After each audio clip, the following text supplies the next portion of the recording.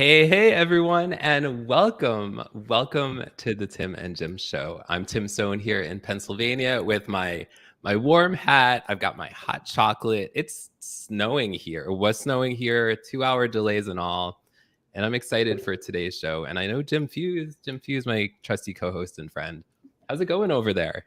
It's going well, Tim. I always have to think if I'm going to look at you, am I looking in the right direction so that I don't look. Yes.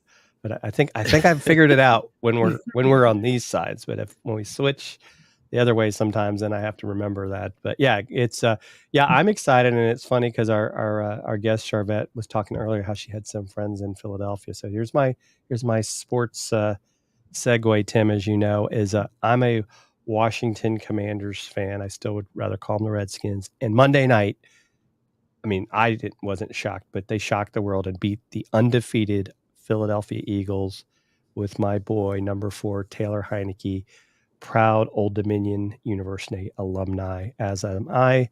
So I'm on cloud nine. We're actually, 500 and ready to fight on into the rest of the season. So, but Sharvette is just down the road from my parents and literally down the road from one of my best friends in Richmond, and excited to have her. And I want you all to know, because if you're interested, you can reach out to me or Sharvette, maybe even now Tim, because he's on it. But we met through Collab, which is a new tool Yes. that StreamYard has created to allow you to set up your show profiles or your guest profiles if you're looking to guest on other people's shows. So I thought that's pretty cool. And the nice thing is, at least right now, it is the price of FREE, free. So if you're interested, leave a comment in the chat, and we will reach out to you and get you an invite to join Collab so you can start growing your either guesting or show experiences. So Sharvette is Collaborating, right? that's right, Yes. collaborating. Yes. Ba-dum-bum. Yeah. So Sharvette, tell us about yourself. Really excited to hear, because today we're going to be talking about how to take your personal brand to the next level. So Sharvette, why don't you tell us a little bit about yourself? All right. Thank you so much for having me here on this amazing show, and all of the wonderful viewers and listeners that are coming on in. And so I'm Sharvette Mitchell, and I hail from the capital city of Richmond, Virginia. I am a marketing consultant, and I work with high achieving women entrepreneurs to help them position their expertise and their authority with a polished brand, and we focus on their visibility and their marketing of their personal brand. And I'm a graduate of Virginia Commonwealth University. Go VCU Rams! If you are familiar with college basketball and all of that. I am a former corporate girl. I spent 25 years at a company called Capital One Bank. What's in your wallet? And the majority of that time I was in training and development. And then February 2018, I threw all the cards on the table for myself and walked out into full-time entrepreneurship. And so I'm coming up on 5 years this coming February, and have enjoyed the ride. I am a speaker. I produce book collaborations in conjunction with my authors, so you can find out books about us and all of that. And then I also host events. I'm just back from hosting a retreat for women entrepreneurs. We were in Orlando, Florida, and so I'm just back from that. And that is a little bit about me: a sister, a daughter, and a friend. That's who I am. Wow, that's amazing. And now I've just found out that we have even more in common, Sharvette, because I have lots of friends that went to VCU as well, very familiar with the Rams. In fact, for a little bit, I think the Rams and the Monarchs had a little bit of a basketball rivalry Just a before little we all bit, just a little bit. switched conferences. So yeah, it's definitely a small world, and yeah, that's awesome. That I love that background. I love how you have kind of done that evolution. And I think yesterday was a National Entrepreneurs Day, so shout Yes. out to you for making that jump. And oh, the other thing was, you used to work for my sister. Actually, now works for Capital One. That was the other. Oh, okay. Yeah, Great company. I have nothing bad to say. I had yeah. great experience. Yeah. Yeah. So we're really excited about this, because we're going to help. Well, not we. Sharvette, who we brought on for free consulting for today's show, as our friend Jeff C. always likes to say about his guest, is going to be talking to us about how to take your personal brand to the next level. But before we get into the first question, let's give a few shout outs, Tim, to some of our friends that are watching today. Why don't you do that? Yes, I would love to do that. Thank you to all of you who are tuning in, whether you're here live or on the replay. We see Russ Hedges here. Russ is on the mend from having surgery recently, so we're sending you lots of love, Russ Hedge. Thank you for being here. Stefan Kaplan, as we call each other, a brother from another mother, he is here. He says, dang it, Tim, aka BFAM, looks like he's cold. Yes. Thanks for noticing. And everyone else who is here, we appreciate you being here for sure. Yeah. Tim, where should we go from here? Well, I think we probably should get into the questions, and this first one I think is really good. Yes. Yeah. So Sharvette, why is our personal brand so important in today's marketing space? I love this question. And so really personal branding, what we are finding, and in particular, if you offer services, maybe not as much with product-based, but quite honestly, if you are a startup entrepreneur or startup business, people are connecting with your product, your service, your brand because of you initially. They are making the buying decision and deciding if they want to actually purchase products and services based off of initially what they see from you. So your personal brand is directly impacting customer decisions. And that's why we're focused on that. People love to do business with those that they feel like they know, like, and trust. And that is a factor and plays into this personal branding space. And so that's why it's so important. And consumers have an expectation that they can connect with, find out more about companies. There's so much information that's out through these social media streets that we'll be talking about how we even connected. And so there is an expectation on the consumer side that they know who they're doing business with. And that's why your personal brand, in particular, if you're offering services and professional services, that's why it's really important. Yeah, and I think too, right? It's like sometimes if we don't really have, I don't even know if saying a good personal brand, but even just having our personal brand out there, if I don't get to know, like, and trust you, right, before I make that decision, I may never do business with you, even though you may be excellent. It's like you can't just be invisible. And, Sharvette, I think you probably remember this. Tim might too. I mean, like, there's no longer this thing called the yellow pages where somebody go to a book and look you up. And some of the other old ways of doing marketing, I think, just they don't work as well. I mean, I know there's still people doing cold calling. I'm definitely not their client because I don't answer the phone if I don't recognize the number. So, you can just go on to the next one. And so I think, I think a lot of us have started to see that, right? Like, okay, I got to have a personal brand. And I think too, would you say, Sharvette, we got to be careful about with our it's not just our personal brand, but when we go personal on social, right? We can really put ourselves in a pickle if we, do stuff that's out of character. I think we have to be consistent and think about that on all space. What do you think about that? Absolutely. The mic is always on, right? And so your things that you do, offline can impact your business. And so I think when we think about personal branding, what we want to think about is sharing the behind the scenes of the story of your brand, the personal, how are you relatable, more so in that, in that space is how people want to think about it. And I know some people feel like, I want my private life to be private. I don't want to be out front. I'm an introvert. I want to be behind the scenes. And so all of this social media allows you to kind of pick your privacy settings, right? So it's not that you have to disclose your whole full life, but how can you tell the story of the brand? How can you bring people behind the scenes and show some highlights that make them feel like they know, like, and trust you? Love that. Love that. Tim, any follow-ups on this before we kind of move on to the next question?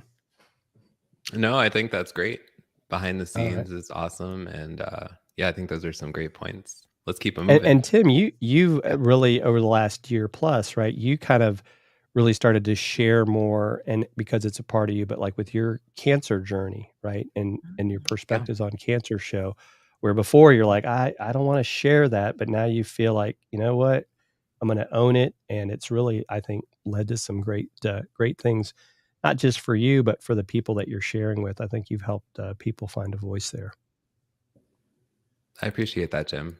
Yeah, it's something I never planned to share my cancer story publicly, and I'm working now on trying to balance my content out more so it's not all cancer all the time. Balance it out with live streaming tips and more business related things and other. I used to and still do share other things like photos of my family and my love of coffee and other things that are relatable as well. Besides, cancer can be heavy, although I try to make, and cancer isn't fun in itself, but there are silver linings in cancer also. Yeah. But yeah, Thank thanks you for bringing for that up. sharing. yeah. Thank Of you for course. that. Yeah. So, thanks for bringing it up. and I think this leads perfectly into our next question for Sharvette, and it's, how do we increase our brand's visibility? All right. So visibility is something that we all need. All brands need, big, small, medium, large, all of that. And so when we say visibility, what does that mean? How can a customer experience your brand? Where are all of the touch points? Where are you that a customer can potentially get exposure to you? And so that's what we mean by visibility. So one of the first places that we can really start would be social media. It's at our fingertips and it's right there. And so leaning into, where are my customers hanging out online? Where am I getting the most traction? And let me spend time there. I'm always surprised by entrepreneurs in particular who are scared to use social media, or they say they don't like social media, or that they don't want to be on social media. However, you don't have a budget for radio ads, TV ads, and magazine ads. So if you don't have a budget for the traditional media, social media is a place that's one of the visibility spots that you want to be on. And in particular, for a quick tip, Reels. So if you're on Facebook and Instagram, and you're looking to get in front of new and different audiences, I would encourage you to look into it, to step into Reels, because both of those platforms put that content out to people that are beyond the ones that are just following you or connected to you. They're showing your content to a broader audience. So even if you just stepped into the real space in Instagram and Facebook, for instance, that's going to increase your visibility. And so the other thing that I would encourage people to do as well is around email marketing. So now we kind of like shift out of social media, because certainly social media is not the end all be all. It's one of the great places that we can leverage. However, building your email list, and then, what happens, Jim and Tim, people will build a list, but then they won't talk to the list. If we did a poll about those that are listening and watching live, like, when was the last time you sent an email? People will raise their hand and say, I have an email list. I started an email list, but then their hand slowly goes down when we talk about the last time you actually talked to them. And really, email is a high visibility strategy. And we can look at all of the brands. If you go to Target or Dick's Sporting Good or Nordstrom's or wherever you shop, they are loading up your inbox every day. Every day, every other day. Now, I'm not saying, do you need to be sending emails out every day? No, you do need to, though. Start building an email list, and on a regular basis, talking to your email list, because that is a direct line of communication. For some of your brands, text message marketing may be something that's more beneficial, text message marketing versus email. But that direct line of communication will keep your brand, the name of your brand, the name of your company, even if they don't click like. Some people say, well, people are not opening the emails. Yes, we want them to open the emails. We want to use subject lines that are enticing, but even landing in their email box, even if they have to take the energy to delete the email, they still saw it. And so that's visibility. So those two things, I would say, just kind of at the top here: social media marketing, step into that, in particular Reels, get comfortable with that. And you don't have to dance. You don't have to do the dancing or figuring out all the dance moves. I literally will just sit and talk, for 8 seconds to a minute, and post that. Maybe I'll put music behind it, but even you don't have to do that. And so email marketing is the other thing I would encourage people to really increase their brand visibility. So that's interesting, because I was going to ask that question. You kind of hit on it. So you're just recording. You're not getting fancy and putting all this graphics. You're just like, hey, I'm just talking. It's me, and Yes. boom. Literally, if viewers or listeners went to my Instagram, it's probably the easiest way to see it. My Instagram account, any of the little profile pics that just has my picture, that's a reel. And literally, I just sat down, I batch record. There's a blog on my website about this. I batch record in 2 or 3 hours, 40 videos. And I literally just use my phone, talk in it. I changed my top a couple times just to make it look like I recorded on another day. I'm giving y'all the inside scoop. All right.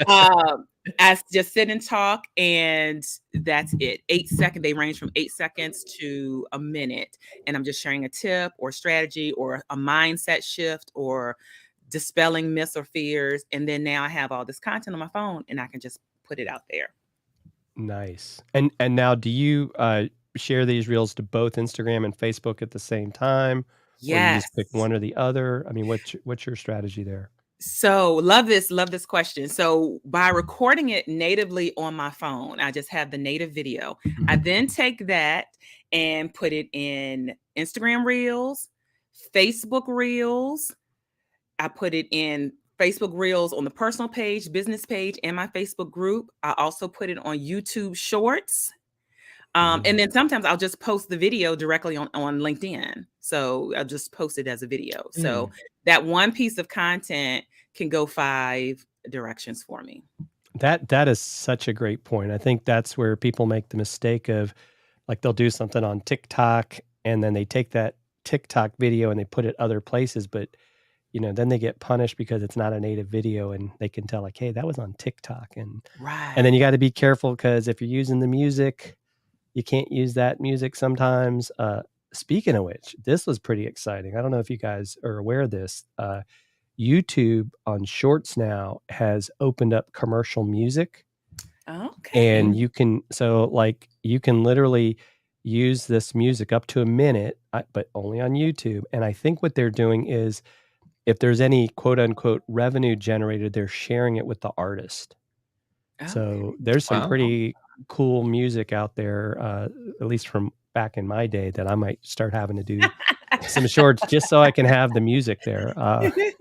Tell on yourself. That's right. That's right. But I love these tips, Sharvette. I mean, that is, because I've seen it, and I don't know if you have, Tim, and this kind of goes back to what you were saying, Sharvette, about sharing your personal story. Like, when I was training for the Marine Corps Marathon, I did a couple Instagram reels where I was like, just got done with a run. I was sweaty. I just put my phone on the tripod, hit record, uploaded it, and I was shocked how many views I got. Yeah. But yet, if I were to, like, post something that was business related, it was like, crickets. So it seems like sometimes the personal stuff gets a little bit more traction and connection than your if you're too businessy, if that makes sense. But you know what? Let me say this, though, about the business stuff and what I have found. So I mentioned in my intro that I just hosted a retreat in Orlando last week. And I went to a networking event locally here in Richmond on Thursday. And at least 3 people walked up to me and was like, hey, I saw your retreat. I saw that it was great. And it looked like that. Never commented, have never interacted with my brand, never clicked like. So viewers and, listeners, try not to get distracted or discouraged, even if you are not seeing like an actual interaction. There are a lot of people that are voyagers, if you will, on social media, and they just kind of sit back and watch, but they literally could tell me everything that I had posted, and they never interacted with any of the posts. So there's definitely a lot of truth to that, because even like I was at I went to an in-person event the other day with the chamber, and I had some people, and like I see your videos all the time, but it's like they never comment, they never like it.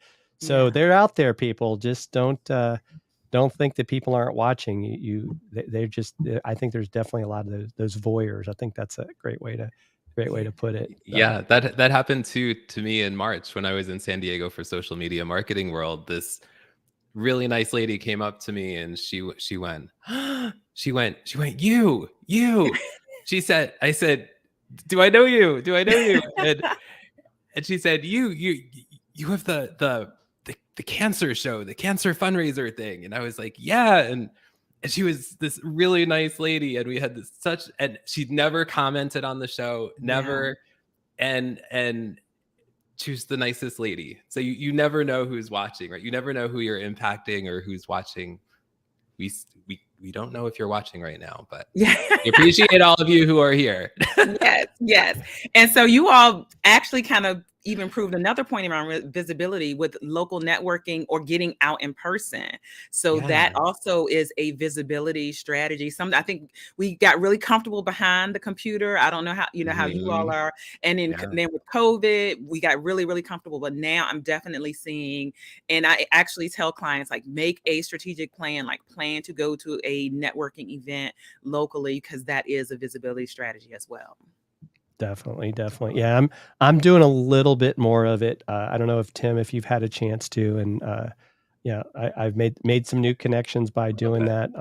But I definitely don't think I'll ever go back to the amount I did before the pandemic, because I have definitely seen the benefit of Zoom meetings and just even being able to keep your I feel like I get more things done if I were to do Zoom calls instead of like, oh, let's go meet at a coffee shop, and the travel time and everything else, and not having all your stuff. I think is one of those things that some people may not like that, but it's working for me. I mean, do you feel the same on that, Sharvette? Are you doing as much, or is it kind of less than before? I have. So as far as travel, so I used to do more conferences like out of state. So now I'm just being really intentional about more local events where I can, just go and again, not a ton, but I have definitely seen over the last probably 3 months, even from a visibility strategy, of people the same thing. Hey, I follow you on social media, or I connect with you. And it's like, you're a real person, and making the connection, but it's more been local, and not as much travel out of state that I did before. Right. That's awesome. Well, we're going to take a quick break from our friends at StreamYard, and then we will be right back with a couple more questions for Sharvette. So stay tuned.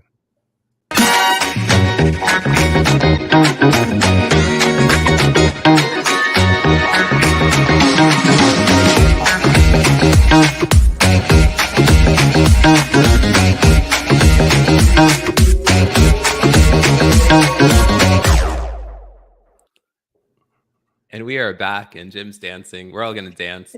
And welcome back on the Tim and Jim Show. We're here with the Sharvette Mitchell. And Jim, where should we take the conversation from here? And also, everyone, we appreciate you being here. Let us know if you have any questions as well. Yes. So Tim, take it away.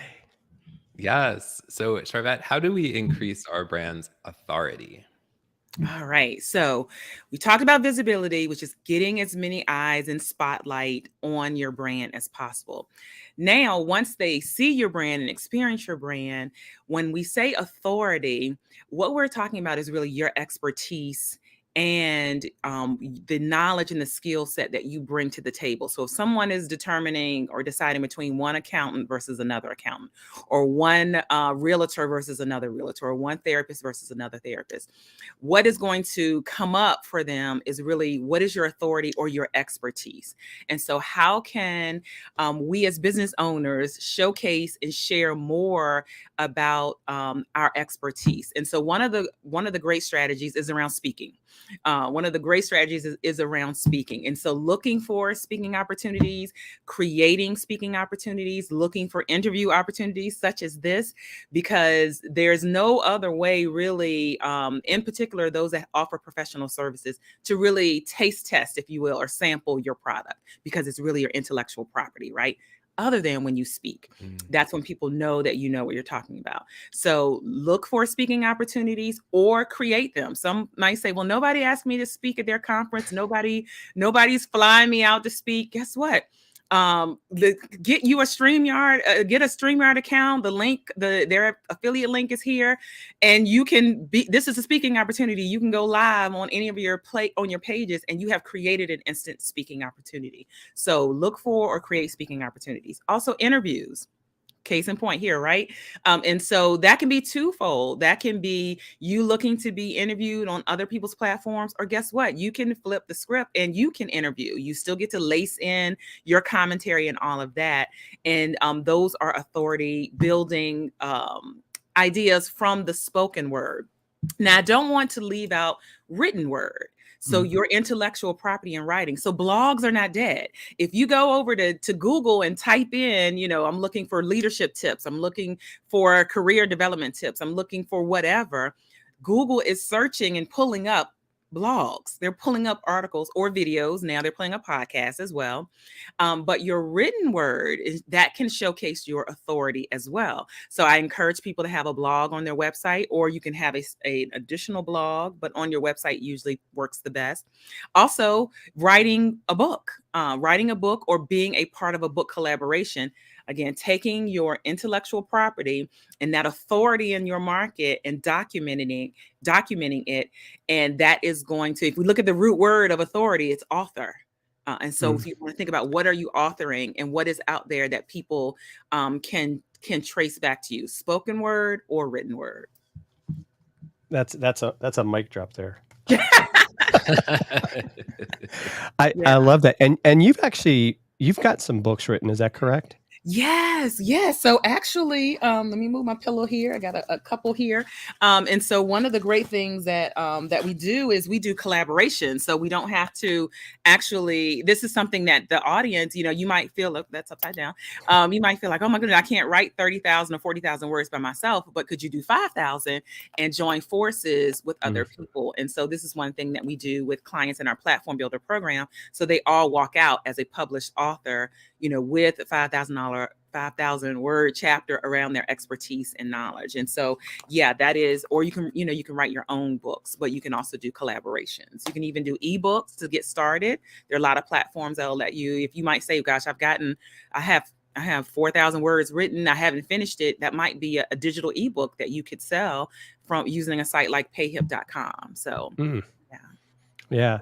It's, and you mentioned your platform builder thing. Tell us a little bit more about that, because I know you. Yeah, I'm really excited about that. It's a 12-month program that we take high achieving women entrepreneurs through, primarily a professional service base fits the best for the program. And there's a 6-part framework that I have that's trademarked, where we go through what are your products and your services, your visual branding. We even do a full brand photo shoot. We go through all of their content marketing, so social media marketing, email marketing. We talk about speaking and events, also media attention, whether you're seeking media attention or you want to turn into media and host your own podcast. And then the sixth component is around publishing. And so that's where the book comes in. And so it's a group coaching format that also has one-on-one support. There are curriculum-based videos that get released every month, and then a couple of the done for you portions, such as the photo shoot and the book. So it's a great combination there, and it really helps to establish their visibility, authority, and positioning. That is really awesome. That is great. And I loved what you talked about too with the whole speaking thing. And I think where I sometimes see people making the mistake is they're waiting for someone to ask them. If you see that there's an event coming up or an event you'd like to maybe speak at, you need to go look and find. A lot of times they have speaker applications, right? It's like, yes, I've gotten to speak because I asked, not because I was waiting. Like, well, nobody's coming knocking at my door or asking me to speak, because they may not know that you want to speak. Yeah. And I think, and I also think what your point about create your own content that makes people want to hear you speak. Because I think one of the issues we run into as well sometimes is, as an example, when you reached out to me about being on our show, one of the things that I did was, well, let me go see what she's done. And bingo. Within a couple of minutes, I was like, oh, she's well spoken. She looks good on camera. No brainer. But if I go out there and it's like, this person's invisible. I don't know if they're on the witness protection program or what, but you've got to have content out there. That would make an interesting show. Yeah, the witness protection program, right? They've got the light coming from behind, so you can't see their face. Right. Another live streaming tip. And so I think that that's another reason in and of itself, even if you just record your own video. And so if you don't, if you haven't, but you should turn on creator mode in LinkedIn, where one, you can go live, but two, you can upload up to a 10-minute video on LinkedIn and do, like you said, Sharvette, record something, put it up there. People will start to talk. And I definitely think that that's just some amazing advice from you to help people with their authority. And I never thought of that, author authority. That was a good one. Yeah. Yes. Great. Such great points. Yep. Tim, anything you wanted to add on this, or? Those are really great points. I also remember, especially before COVID and a bit earlier on when I started my business, I used to hold workshops at the local chamber of commerce or there's a local workforce alliance or co-working spaces, things like that. And those were great opportunities where sometimes I would get clients, sometimes not right away. Sometimes people would contact me like several years later, and I would send out press releases to help promote the events. And some people wouldn't come to the event, but they would see the press release and they would end up being a client. So that might be another opportunity as well, to reach out to an organization like that and speak at somewhere like that. Absolutely. And every city has them, every city has some. So based on whatever your genre is, whatever your connection is, your business is, there is some type of organization or association that is always looking for speakers. And I think you also bring up a great point. In particular, if you're service based, our sales cycle is longer. If it's a product and you see some earrings, it's, you don't have to know, like, and trust the brand. You like the earrings. Well, I don't know if you all wear earrings, but for the ladies that wear earrings, like I saw these earrings on Facebook. I didn't have to know, like, and trust. I just bought them. But somebody, again, deciding if they want a realtor, if they want a marketing coach, if they want a business coach, if they want, a long-term lawn care, whatever, there is, a decision process that people are making. And usually the sales cycle is longer. And so just like you said, somebody came to something and then a couple years later, they still had you on their list to say, I want to work with him. So. Yeah. Exactly. Very true. Yeah, this is some great stuff. So Sharvette, final question from us, unless we get some questions here from the audience. How do we increase our brand's positioning? And so we just segued so nicely. And so how I like to think about positioning is, if a potential customer has a list of options, what's your position on that list? How far up are you in their list of options? And so we actually kind of just segue there. And so there's a couple things tied into this kind of know, like, and trust that really positions your brand or pushes you up in the list of options for them. And so the likability piece is around sharing that behind the scenes. And so I love, for instance, Instagram stories, Facebook stories, or even if you're on LinkedIn, what is a behind the scene? What is a piece of a kind of a lifestyle branding, a piece of your life that you can share that builds that likability that's going to push up the position of you versus over another option that they're looking at. But then the other thing is trust. And so how do we instill trust and build trust around our brands? And one of the great things and great strategies is around reviews and testimonials, because people will trust your brand off of a stranger's word, off of a stranger that they don't know, saying, I worked with this, or I bought this product, or I worked with this company. So one of the great things, and that's what we love around the Platform Builder program, if people jump over to platformbuilder.biz, they will see video testimonials, they will see screenshots of testimonials that people put on Facebook, they'll see snapshots of emails. And so look to showcase reviews, testimonials. That helps with your positioning, because people make buying decisions off of a stranger's recommendation. Wow. That's what do you think, Tim? Your brain spinning? Yeah, it's been spinning the whole show. Yeah. Even with the snow out there. Yeah, even with the snow, even with my hat on, my brain is still, it's just like, yes. Yeah. No, this is some amazing stuff. And so, folks, if you want to connect with Sharvette, She's on LinkedIn and Twitter, her with her first name, Sharvette. But you also said you're on Instagram. Is that also Sharvette, or did someone steal it? Somebody stole Sharvette. So it's Sharvette M on Instagram. Sharvette M on Instagram. I'll have to make sure to follow you over there. And Facebook as well, or Sharvette. They can get to me at Sharvette on Facebook. YouTube Awesome. as well, Sharvette. So the only one that got stolen was and then she's not even using it. That's the crazy right? Isn't that, can I buy it from you? Can I? But anyway. Can I buy a vowel? Wow. So Sharvette, this has been an amazing show. Love your energy. Love all these tips that you've given us. Tim, any final thoughts from you?